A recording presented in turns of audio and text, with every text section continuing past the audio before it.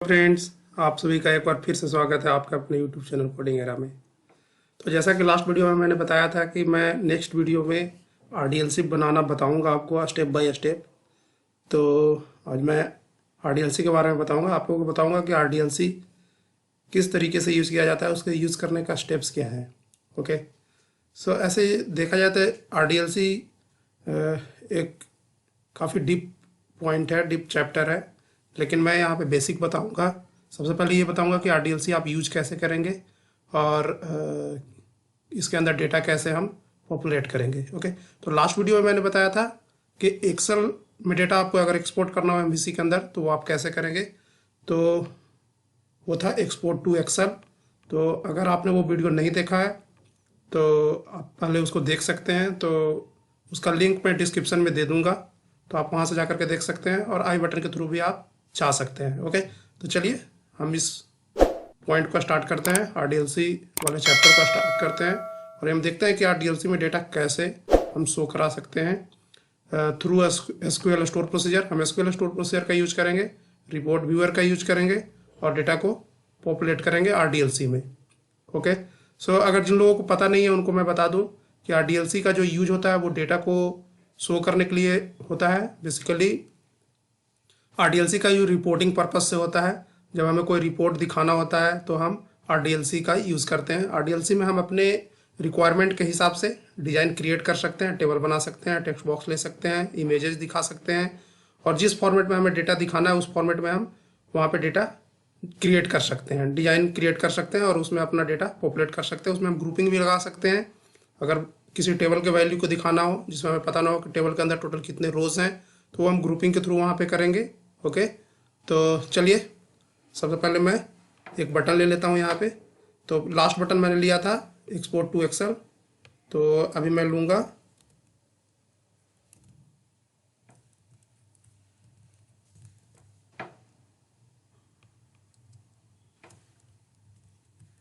तो मैं इसका नाम ले देता हूँ ओपन आरडीएलसी। ठीक है,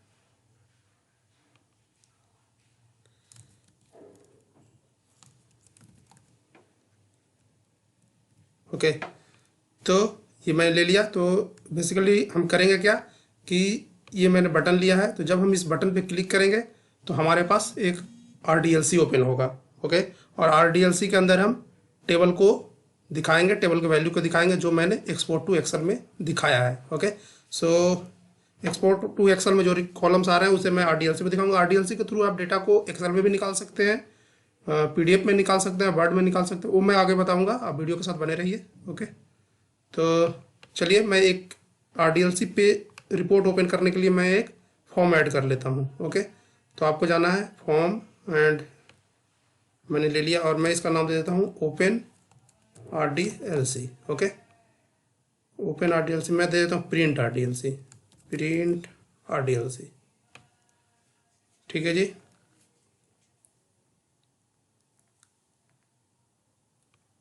तो ये एक फॉर्म क्रिएट हो गया है। ओके, तो यहाँ पे कुछ हमें क्या क्या करना है। सबसे पहले तो हमें असेंबली ऐड करना पड़ेगा रिपोर्ट व्यूअर का, इसके बाद स्क्रिप्ट मैनेजर ऐड करना है, इसके बाद हमें रिपोर्ट व्यूअर का कंट्रोल ऐड करना है। ओके, तो मैंने उसके लिए यहाँ पे लिख रखा है असेंबली के लिए। तो असेंबली हमेशा कहाँ पे ऐड करना होता है, पेज के नीचे जो पेज टैग है टॉप में उसके नीचे यहाँ पे ऐड करना है। ओके, इसके बाद स्क्रिप्ट मैनेजर आपको बॉडी के अंदर ऐड करना है। तो मैं यहाँ पे ले लेता हूँ, मैं यहाँ ले लेता हूँ फॉर्म टैग के नीचे ले लेता हूँ। ओके, इसके बाद रिपोर्ट व्यूअर, आपको रिपोर्ट व्यूअर का कंट्रोल ऐड करना है जहाँ पे आपको आरडीएलसी दिखाना है। ओके, तो ये मैंने ले लिया, लेकिन यहाँ पे हमें आरडीएलसी का जो रिपोर्ट व्यूअर का डीएलएल है वो हमें ऐड करना पड़ेगा। तो आपको जाना है रेफरेंसेज में, ऐड डीएलएल। ओके, और मैं यहाँ पे ले लेता हूँ report viewer, yes, web form dot DLL. अगर आपके पास नहीं है तो आप गूगल से डाउनलोड भी कर सकते हैं। तो ये रिपोर्ट व्यूअर का मैं वर्जन जो यूज़ कर रहा हूँ वो मैं यूज़ कर रहा हूँ 11.0। ओके, मैं सेव कर लेता हूँ। ठीक है जी। तो ये हमारा रिपोर्ट व्यूअर जिसका मैंने आईडी दिया है RPT report viewer, run at server, width, height मैंने दे दिया है। ओके, अब मैं चलता हूँ इसके कोड वाले पार्ट पे। तो कोड वाले पार्ट पे जाने के लिए ये बेसिकली डिजाइन पार्ट है। आरडीएलसी का जो मैंने पेज लिया था प्रिंट rdlc.aspx, तो उसके डिजाइन पार्ट में आपको क्या क्या करना है एक बार मैं दोबारा से बता देता हूँ। सबसे पहले आपको असेंबली ऐड करना है, ठीक है, microsoft.reportviewer.webform का, और जो मैं यूज़ कर रहा हूँ वो यूज़ कर रहा हूँ वर्जन 11.0। अगर आपके पास नहीं है तो आप गूगल से डाउनलोड कर सकते हैं। ओके, इसके बाद मैंने ऐड किया है स्क्रिप्ट मैनेजर, आईडी है स्क्रिप्ट मैनेजर 1, ये जो बाय डिफॉल्ट लेता है वही मैंने छोड़ दिया है। ठीक है, इसके बाद मैंने ऐड किया है रिपोर्ट व्यूअर का कंट्रोल। रिपोर्ट व्यूअर इसकी आईडी मैंने लिया है RPT report viewer, run at server, width 100%, height 800 pixel. Okay, अब मैं चलता हूँ इसके कोडिंग पैटर्न पे, कोडिंग वाले पार्ट पे। ओके, तो कोडिंग वाले पार्ट पे जाने के लिए आपको सिंपली ये जो आरडीएलसी है इसको एक्सप्लोर करना है और आपको जाना है प्रिंट आरडीएलसी। ओके, तो बेसिकली मैं यहाँ पे कोड लिखूंगा। तो हम अभी करने वाले क्या हैं, हम जैसे ही इस बटन पे क्लिक करेंगे प्रिंट आरडीएलसी, तो ये क्या करेगा, इंटरनली हम जावास्क्रिप्ट के थ्रू इस पेज को कॉल करेंगे प्रिंट आरडीएलसी को, और प्रिंट आरडीएलसी के पेज को जब हम कॉल करेंगे तो वो क्या करेगा, पेज लोड इवेंट को कॉल करेगा। ओके, सो हम क्या करेंगे यहाँ पे पेज लोड इवेंट के अंदर अपना आरडीएलसी को कॉल करेंगे। तो अभी मैं आरडीएलसी बनाऊंगा।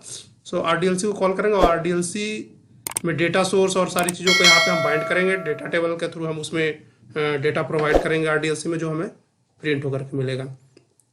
तो ये तो था फर्स्ट स्टेप। फर्स्ट स्टेप में आपको क्या करना है, एसपीएक्स पेज क्रिएट करना है और जो मैंने बताया ये सारे कंट्रोल यहाँ पे पुट करने हैं। ओके, अब मैं एक डेटा सेट ऐड कर लेता हूँ। तो डेटा सेट ऐड करने के लिए आपको क्या करना है, प्रोजेक्ट पे राइट क्लिक करना है, इसके बाद जाना है आपको ऐड, और यहाँ पे आपको मिल जाएगा डेटा सेट। अगर यहाँ पे नहीं मिल रहा है तो आप न्यू आइटम के अंदर जा करके वहाँ आपको मिल जाएगा।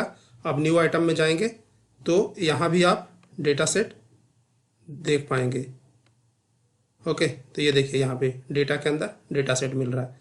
तो मैं इस डेटा सेट का नाम दे देता हूँ, आपको नाम मैंने ले लिया DS प्रिंट RDLC। ओके, तो ये मैंने ऐड कर दिया। ठीक है, इसके बाद इसमें मैं डेटा अडाप्टर ऐड करूँगा। तो आपको राइट क्लिक करना है, राइट क्लिक करने के बाद ऐड, इसके बाद जाना है डेटा अडाप्टर। ओके, तो डेटा अडाप्टर में जाने के बाद ये सबसे पहले क्या पूछ रहा है, कनेक्शन स्ट्रिंग, किस कनेक्शन से आपको लेना है, मतलब एसक्यूएल सर्वर का कनेक्शन क्या है, कहाँ से आप लेना चाहते हैं। तो मैं यहाँ पे ले लेता हूँ न्यू कनेक्शन। ओके,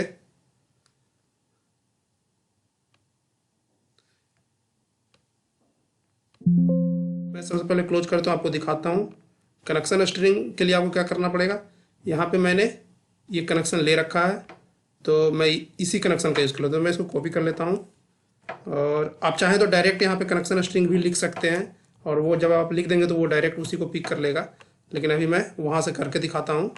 तो ये मैंने रख लिया यहाँ पे और अब मैं जाता हूँ अपने डेटा सेट पे, right click, add data adapter. ठीक है, इसके बाद ये पूछ रहा है तो मैं यहाँ पे देता हूँ, यहाँ पे कोई भी कनेक्शन स्ट्रिंग है नहीं क्योंकि वहाँ पे मैंने टैग नहीं लिया है कॉन्फिग के अंदर, ये कॉन्फिग से उठाता है।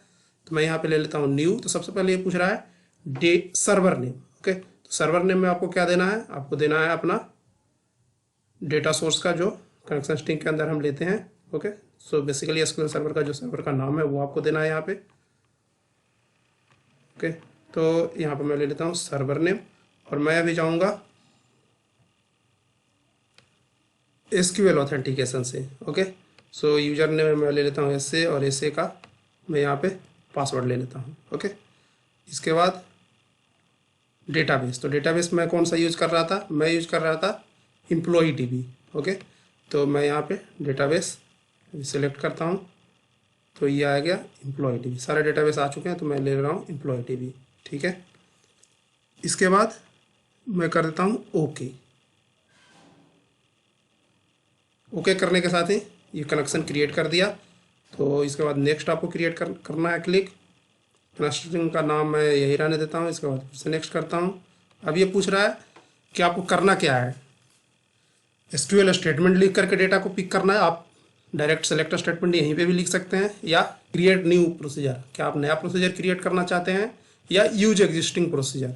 तो क्या इसका मतलब है कि कोई प्रोसीजर जो ऑलरेडी क्रिएट किया हुआ है डेटाबेस के अंदर, आप उसका यूज करना चाहते हैं, उसके थ्रू आप डेटा को बाइंड करना चाहते हैं डेटा सेट में। तो जनरली जो मेरी प्रैक्टिस है, मैं हमेशा डेटाबेस के अंदर पहले प्रोसीजर क्रिएट कर लेता हूँ। इसके बाद जब मैं RDLC बनाने आता हूँ तो डेटा सोर्स में मैं हमेशा यूज करता हूँ यूज एग्जिस्टिंग स्टोर प्रोसीजर। तो मैं नेक्स्ट करूँगा यहाँ पे। नेक्स्ट करने के बाद यहाँ पे पूछ रहा है कि कौन सा स्टोर प्रोसीजर यूज़ करना है। तो मैं एक्सपोर्ट टू एक्सेल में बता दिया था प्रोसीजर बनाना ऑलरेडी, तो आप वहाँ पे देख सकते हैं। तो मैं उसी प्रोसीजर को यूज़ कर ले रहा हूँ, वो प्रोसीजर मेरे पास ऑलरेडी बना हुआ है। तो एक बार मैं देख लेता हूँ कि प्रोसीजर का नाम क्या था। मेरे ख्याल से यही होना चाहिए, या ये सेलेक्ट एम्प्लॉई, या सेलेक्ट एम्प्लॉई। ओके, सो मैं यहाँ पे सेलेक्ट के लिए यूज़ कर रहा हूँ, सेलेक्ट एम्प्लॉई। तो इसके बाद नेक्स्ट हमें पॉपुलेट करना है, इसलिए हम सिर्फ सिलेक्ट के लिए ले रहे हैं। अपडेट, इंसर्ट, डिलीट वो हम बाद में देखेंगे कभी। ओके, तो अभी जितने भी कॉलम इस प्रोसीजर के अंदर सेलेक्ट में मैंने लिया था वो यहाँ पे आ चुका है। ओके, तो मैं इसी का यूज करके आपको RDLC का डिजाइन करूँगा और बताऊँगा। ओके, तो मैं कर लेता हूँ नेक्स्ट। नेक्स्ट करने के बाद दोबारा से आपको सिंपली नेक्स्ट करना है।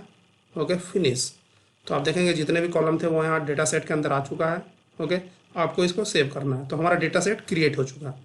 सो आई होप ये तो क्लियर हो गया होगा डेटा सेट हम कैसे क्रिएट करते हैं। ओके, सो फर्स्ट स्टेप में मैंने बताया आपको कि हमें प्रिंट करने के लिए जो हम पेज लेंगे उस पर हमें क्या क्या कंट्रोल लेना है। सेकेंड स्टेप में मैंने बताया कि डेटा सेट कैसे क्रिएट करना है। ओके, सो यहाँ तक अगर क्लियर हो गया है तो वीडियो को आप लाइक कीजिए। ओके, सो चलिए हम आगे बढ़ते हैं। और सबसे पहले हम नेक्स्ट जो स्टेप हमारा होगा वो होगा हम एक RDLC ऐड करेंगे। तो RDLC ऐड करने के लिए आपको राइट क्लिक करना है। राइट क्लिक करने के बाद दोबारा से आपको ऐड पे जाना है और यहाँ पे आपको मिलेगा RDLC। तो इधर कहीं पे दिख नहीं रहा, तो मैं चला जाता हूँ न्यू आइटम में। ओके, तो न्यू आइटम में जाने के बाद आपको जाना है रिपोर्टिंग में। ओके, रिपोर्टिंग में जाने के बाद आपको यहाँ पे दिख रहा है RDLC। सो मैं RDLC का नाम ले लेता हूँ एम्प्लॉय लिस्ट। ओके, सो मैं ले लिया एम्प्लॉय लिस्ट। वो करना है ऐड। ठीक है, तो ये अभी क्या कर रहा है, RDLC को ऐड कर रहा है। तो RDLC ऐड हो चुका है, ये रहा अपना RDLC। ओके, सो अब हम क्या करेंगे, ये हमारा RDLC है। अब हम इस पर डिजाइन करेंगे कि हमें क्या क्या दिखाना है, किस तरीके से दिखाना है, हमारा फॉर्मेट क्या होगा। सो डिजाइन करने के लिए बेसिकली आपको कुछ नहीं करना, आपको जाना है व्यू के अंदर, और व्यू के अंदर आपको मिलेगा टूल बॉक्स। ओके, सो आप टूल बॉक्स पे क्लिक करेंगे तो ये सारे कंट्रोल हैं जिसका यूज करके आप अपना डिजाइन क्रिएट करेंगे। टेक्स्ट बॉक्स अगर क्रिएट करना है, टेक्स्ट बॉक्स, लाइन ड्रा करना है, लाइन, टेबल यूज करना है तो आप टेबल का यूज करेंगे। इस तरीके से रेक्टेंगल, लिस्ट, इमेज दिखाना है तो आप इमेज का यूज करेंगे, चार्ट दिखाना है आप चार्ट का यूज करेंगे। तो इस तरीके से आप यहाँ पे जितने भी ये टूल्स दिख रहे हैं इनका यूज करके आप RDLC डिजाइन करेंगे। तो अभी मुझे क्या करना है, मुझे एम्प्लॉय का लिस्ट दिखाना है और कुछ नहीं है। ओके, क्योंकि मैं बेसिक अभी आप लोगों को बता रहा हूँ, तो मैं एम्प्लॉय का लिस्ट यहाँ पे दिखा रहा हूँ। तो मैं लिस्ट दिखाने के लिए जो हम कंट्रोल यूज करेंगे वो हम टेबल कंट्रोल का यूज करेंगे। तो आपको क्या करना है, इस पर क्लिक करना है और इसको ड्रैग एंड ड्रॉप करना है आपके RDLC रिपोर्ट पे। ओके, तो ये देखिए अभी यहाँ पे ड्रॉप हो रहा है। तो ये ऐड करने में थोड़ा सा टाइम ले सकता है।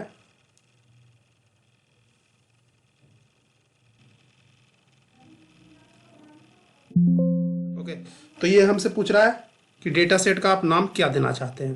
तो डेटा सेट ये पूछ रहा है डेटा सेट, तो नेम एक तो हम यहाँ पे नेम दे देते हैं और नेम हम वही दे देते हैं जो मैंने वहाँ पे लिया था, DS_print RDLC। ये मैंने डेटा सेट क्रिएट करते समय। अब ये पूछ रहा है कि डेटा सोर्स क्या रखना चाहते हैं इस टेबल को बाइंड करने के लिए। तो डेटा सोर्स जो मैंने लिया था, डेटा सेट बनाया था वो मैंने ले लिया। तो जैसे ही हम लेंगे उसके जितने भी कॉलम्स हैं यहाँ पे फील्ड और उसका डेटा टाइप दिख रहा है कि वो किस टाइप का है। ओके, तो यहाँ पे हमारे पास ये आ चुका है और इसके अंदर टोटल कितना है, 1 2 3 4 5 6 7 8 कॉलम है। ओके, और इसमें एक ही डेटा सेट मैंने बनाया था। इस डेटा सेट के अंदर इस डेटा सेट के अंदर DS_print RDLC के अंदर डेटा अडाप्टर एक था, इसलिए एक ही आ रहा है। अगर एक से ज़्यादा होगा तो यहाँ पे मल्टीपल आएगा।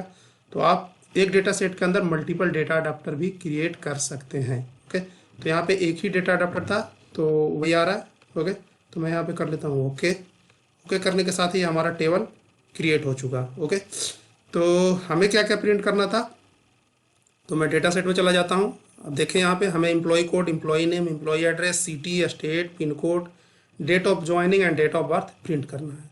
ओके, तो मैं उसी के हिसाब से यहाँ पे डिजाइन कर लेता हूँ। तो इसको डिजाइन कर आप इस तरीके से ड्रैग ड्रॉप कर सकते हैं इसको। तो मैं यहाँ पे रख लेता हूँ। ठीक है, तो ये हेडर है। हेडर में मैं दे देता हूँ EMP कोड, EMP नेम। ठीक है, इसके बाद क्या था, EMP एड्रेस, सिटी। तो मैं यहाँ पे ले लेता हूँ एड्रेस। इसके बाद और कॉलम ऐड करना है तो आपको राइट क्लिक करना है, इंसर्ट कॉलम राइट। ओके, इसके बाद एड्रेस के बाद आपको देना है सिटी। सिटी के बाद क्या है, स्टेट, पिन कोड। तो मैं एक और कॉलम ऐड कर लेता हूँ राइट साइड में। सिटी के बाद है स्टेट, स्टेट के बाद पिन कोड। तो अगर मैं सिर्फ इतना ही कॉलम दिखाना चाहता हूँ तो इतना ही दिखा सकता हूँ। अगर और कॉलम दिखाना है तो मैं राइट साइड में ऐड कर सकता हूँ। तो ऐड राइट, और यहाँ पे मैं ले लेता हूँ डेट ऑफ ज्वाइनिंग। ओके, चलिए मैं इतना ही लेता हूँ। ओके, इसके बाद क्या करना है, ये हमारा ग्रुपिंग है। येलो कलर का जो दिख रहा है ना, ये शो कर रहा है कि ये ग्रुप लगा हुआ है इस रो पे। अब इसके आप ग्रुप की प्रॉपर्टी में जाना चाहते हो तो आप राइट क्लिक करेंगे, आपको जाना है रो group group property. Okay, so यहाँ पे आप सेट कर सकते हैं कि ग्रुप किस कॉलम पे लगाना है। ठीक है, तो मैं ग्रुपिंग लगाना चाहता हूँ एम्प्लॉय कोड पे। तो एम्प्लॉय कोड वाइज जितना भी रिकॉर्ड होगा वो रिपीट हो जाएगा।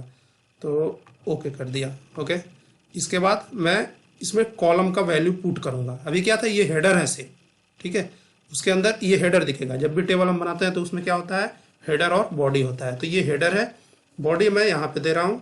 तो ये है एम्प्लॉय कोड। तो एम्प्लॉय कोड के लिए आपको जाना है, राइट क्लिक करने के बाद जाना है एक्सप्रेशन। ओके, एक्सप्रेशन में जाएंगे तो इसके बाद आपको यहाँ पे जो डेटा सोर्स आपने दिया था डेटा सेट, वो इस पर क्लिक करेंगे तो आपको राइट साइड में यहाँ पे कॉलम दिखेगा। तो आपको सिंपली इस कॉलम पे डबल क्लिक करना है, तो ऊपर आपको दिख जाएगा fields employee code dot value. Okay, आपको करना है ओके पे क्लिक, तो यहाँ पे वो आ चुका है। ऐसा ही मैं सभी के लिए कर लूँगा। एम्प्लॉय कोड, इसके बाद मैं कर लेता हूँ एम्प्लॉय नेम के लिए, employee name. Okay, address, expression में जाना है,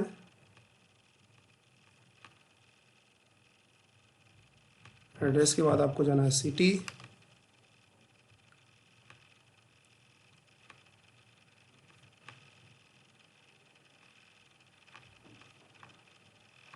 सिटी के बाद जाना है आपको स्टेट। सो मैं स्टेट ले लेता हूँ यहाँ पे।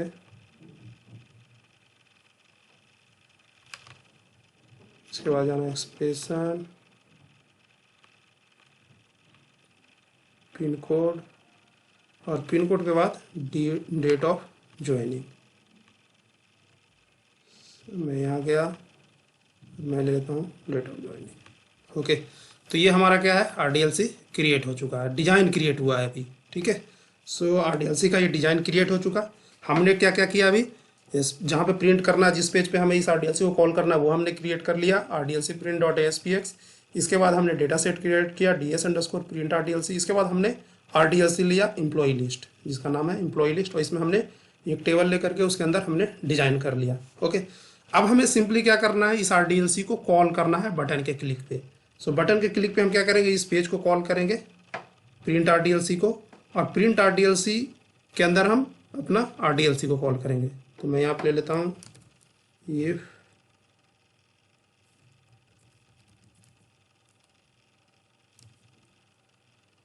Is not post back.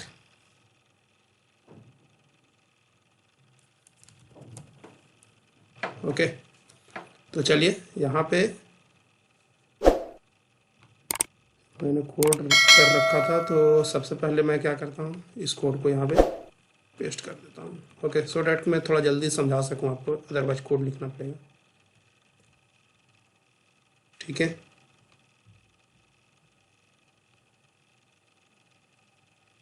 आपको यूज कर लेना है, क्या यूज करना है, Microsoft.reporting.web फॉर्म। ओके। इसके बाद मैं डेटा सोर्स का नाम ले रहा हूँ, so report data source RDS। Okay, और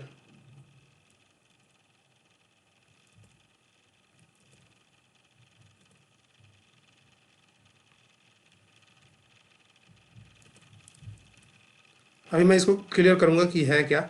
ओके, तो सबसे पहले मैंने यहाँ पे क्या लिया, जो रिपोर्ट व्यूअर मैंने ऐड किया था ASPX पेज पे, RPT रिपोर्ट व्यूअर। ओके, तो सबसे पहले मैंने उसका एक ऑब्जेक्ट बना लिया, लोकल रिपोर्ट REP इसका ऑब्जेक्ट का नाम है, और REP report viewer dot local report. इसके बाद मैं एक ऑब्जेक्ट बना रहा हूँ रिपोर्ट डेटा सोर्स का। ओके, सो इसका जो मैंने ऑब्जेक्ट का नाम दिया है वो RDS है, ये मैंने क्रिएट कर लिया। अभी मैं यहाँ पे क्या करूँगा, सो यहाँ पे मैं अभी क्रिएट करूँगा, जो डेटा है वो मैं पुल करके लाऊंगा, प्रोसीजर एग्जीक्यूट करूँगा। तो प्रोसीजर एग्जीक्यूट करने के लिए मैंने लास्ट टाइम आपको कोड बता दिया है ऑलरेडी। तो यहाँ पे जाएंगे और मैं इसको सिंपली कॉपी कर ले रहा हूँ। ओके, तो ये मैं लास्ट टाइम बता चुका हूँ, तो आप वहाँ पे देख सकते हैं।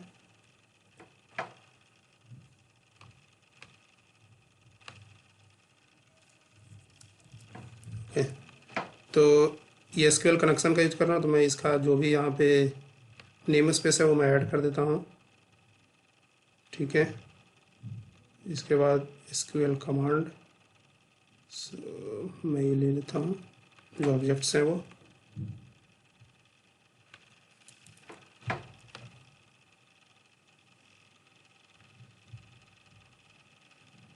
सिस्टम डॉट डेटा यूज कर लिया। ओके, तो यहाँ पे मैंने क्या किया है, एक डेटा टेबल भी ले लेता हूँ, डेटा टेबल DT। तो मैंने एक डेटा टेबल लिया जिसमें मैं डेटा होल्ड करूँगा प्रोसीजर एग्जीक्यूट करने के बाद, और प्रोसीजर एग्जीक्यूट करने के लिए ये SQL command SQL data adapter का मैं यूज़ कर रहा हूँ। ओके, ये मेरा प्रोसीजर था। ठीक है, ये आप देखे होंगे मैंने यहाँ भी दिया था, अपना स्ट्रक्चर क्रिएट करने के लिए दिया था SP_select एम्प्लॉई। ओके, तो उसी प्रोसीजर को मैं यहाँ पे एग्जीक्यूट कर रहा हूँ। तो जब ये प्रोसीजर एग्जीक्यूट होगा तो हमारे पास डेटा टेबल DT में हमारे पास वैल्यू आ जाएगा। ओके, सो हम यहाँ पे क्या करेंगे, DS_, यहाँ पे प्रिंट, आपको डेटा सोर्स का नाम वही देना है जो यहाँ पे है, DS_print RDLC। ओके, तो मैं यहाँ पे ले लेता हूँ DS_print RDLC। ठीक है, तो यहाँ पे मैंने लोकल रिपोर्ट का ऑब्जेक्ट क्रिएट किया, डेटा सोर्स लिया, और डेटा सोर्स में मैं क्या कर रहा हूँ, डेटा सोर्स का मैं नाम दे रहा हूँ। ठीक है, और वैल्यू में दूंगा DT। ओके, और इसके बाद क्या कर रहा हूँ, जो हमारा रिपोर्ट व्यूअर था REP। ठीक है, सो रिपोर्ट व्यूअर में मैंने ऐड कर दिया इस डेटा सोर्स को। ओके, तो यहाँ पे मैं दे देता हूँ report viewer dot report path. Okay, so report path में मैं यहाँ पे अपने RDLC का नाम दूंगा। ठीक है, RDLC का पाथ दूंगा। सो RDLC हमारा क्या है, हमारा RDLC का नाम है एम्प्लॉय लिस्ट, और ये रूट में है इसलिए मैं डायरेक्ट नाम लिख दे रहा हूँ, employee list dot RDLC। Okay, so यहाँ पे रिपोर्ट व्यूअर में हमने रिपोर्ट बाइंड कर दिया, अपना RDLC को बाइंड कर दिया कि इस रिपोर्ट व्यूअर पे कौन सा RDLC ओपन होगा, employee list dot RDLC। Okay, इसके बाद डेटा सोर्स लिया, डेटा सोर्स में हमने डेटा असाइन किया, और इस डेटा सोर्स को हमने बाइंड कर दिया अपने लोकल रिपोर्ट से। ओके, तो ये हमारा कोड यहाँ पे हो चुका है डन। अब हम क्या करते हैं, उस बटन के क्लिक पे इस पेज को ओपन करते हैं। तो हमारा बटन कहाँ पे था, हम बटन के पास चलते हैं। तो बटन हमारा था index.cshtml में। ओके, तो हमें क्या करना है, इस बटन के क्लिक पे कॉल करना है, $document.ready फंक्शन। ओके, और यहाँ पे मैं क्या करता हूँ, ये भी मैं हटा देता हूँ, इसके जगह पे मैं ID ले लेता हूँ, बटन की ID ले लेता हूँ। बटन की ID पे हम जब क्लिक करेंगे, इस बटन पे क्लिक करेंगे तब हम RDLC ओपन करेंगे। तो मैं यहाँ पे ID ले लेता हूँ, और ID देता हूँ btn open RDLC। ओके, सो इसके लिए इसका मैं इवेंट बना लेता हूँ document.ready के अंदर। तो आप लिखना $this has ID देनी है डॉट क्लिक फंक्शन। ओके, सो ये मैंने कर लिया और मैं यहाँ पे चेंज कर देता हूँ लोकेशन डॉट href। ओके, सो लोकेशन डॉट href और यहाँ पे मैं अपना पाथ देता हूँ SPX पेज का। सो SPX पेज क्या था मेरा SPX पेज का नाम था प्रिंट rdlc.spx। ओके, और यहाँ पे मैं क्या करता हूँ, चूँकि मैं jQuery यूज कर रहा हूँ तो मैं jQuery का लाइब्रेरी ऐड कर देता हूँ। तो मैं सिंपल इसको ड्रैग एंड ड्रॉप कर देता हूँ यहाँ पे। ओके, तो ये मेरा ड्रॉप हो चुका है। और एक और चीज़ जो मैंने कर रखा था लेकिन मैंने आपको बताया नहीं था, वो है जब आप RDLC का कंट्रोल यूज कर रहे हैं तो आपको उसे ऐड भी करना है यहाँ पे, अदरवाइज आप उसका डिज़ाइन नहीं देख पाएंगे। एक मिनट, हाँ, रिपोर्ट व्यूअर आपको सिस्टम डॉट वेब सर्वर के अंदर हैंडलर्स में आपको ऐड करना है report viewer web control handler. Okay, तो ये मैंने ऐड कर दिया है। आप देखिए इसका नेम में मैंने नेम दे दिया है report viewer web control handler, pre condition integrated mode verb asterisk और पाथ में reserve dot report viewer web control dot XD type Microsoft dot report viewer dot web form dot HTTP handler. So HTTP handler के लिए अगर हमें page पे दिखाना है RDLC का डिज़ाइन तब इसे यूज़ करना जरूरी है, Microsoft dot report viewer dot web form. तो ये लाइन आपको यहाँ पे पुट करना है, ये मैं डिस्क्रिप्शन में भी दे दूंगा क्योंकि लंबा लाइन है। तो अब इसे यहाँ पे रखना है, रखना कहाँ है, सिस्टम डॉट वेब सर्वर के अंदर हैंडलर्स के अंदर रखना है। ओके, तो चलिए अब मैं इसे रन करता हूँ। तो मैंने रन कर लिया। ओके, तो ये पेज लोड हो रहा है।